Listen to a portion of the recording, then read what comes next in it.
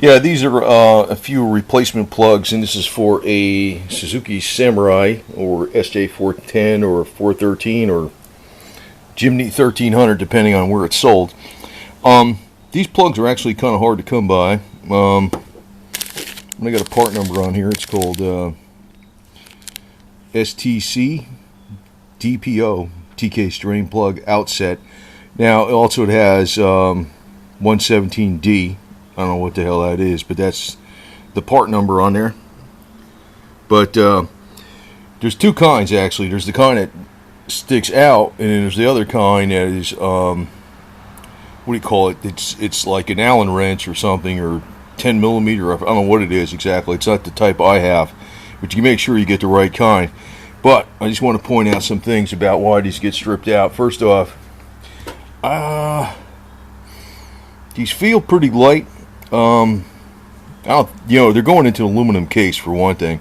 And anytime you thread something into aluminum, you want to use anti-seize.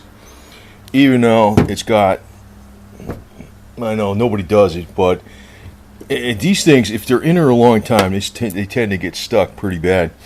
Now the other thing is, they'll tell you the right size for the plug is a 24 millimeter, and I can tell you right now, it's semi-true. It's semi-true because it doesn't fit on there 100% the way it should. And when it's really tight, see that? It's the right size, but it's a little bit of slop. You can't put a 23 millimeter in it. That's a 23. What I wind up doing is I use a 15/16. Fits a little tighter. See that? Fits tighter. Fits tighter, and you don't have this slop. See, you put that in there. The other thing is you want to use a 6-point socket, because you see how that grips on a 6-point socket versus a 12-point.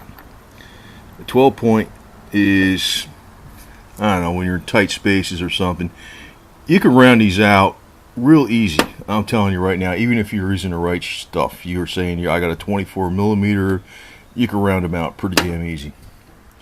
Then, once you round them out, you're either going to be doing this with the vice grips, or in what I did on one of them, is I took the Dremel tool and I went around the edges and I made it a little bit smaller, so a 23 millimeter fit on there. So I'm going to get under there and install these right now. I got 3 of them actually, but I'm just going to put the 2 fill ones for the transfer case and the transmission, so I can get them out anytime I want within 15/16 socket, not a 24 millimeter. You want to use a 15/16 6-point socket for that. It's a lot easier. It fits on there. I don't know if I really, it makes a difference, because if this damn thing's on there a long time, it fits in there exact. Especially with, you will not round it out with that deal.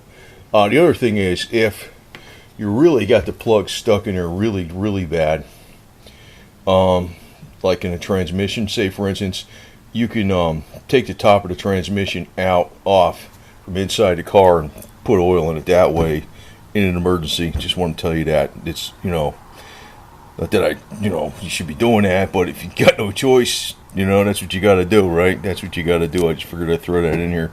But these plugs are available. So I'm going to put a couple of them in there right now, because this way, if I ever got to fill up oil, I ain't going to have no problem. Because if I was someplace before, the way these are right now, they're so boogered up, they're not too easy to get out sometimes. And I'm pretty careful with this stuff. I'm just telling you that this 24 millimeter is the one that's the size they tell you. It'll screw it up after a while, and that's what happens. They just wear. So that's the replacement. But you got to make sure you got the outside and the inside. Oh, this is what I was going to say. I forgot.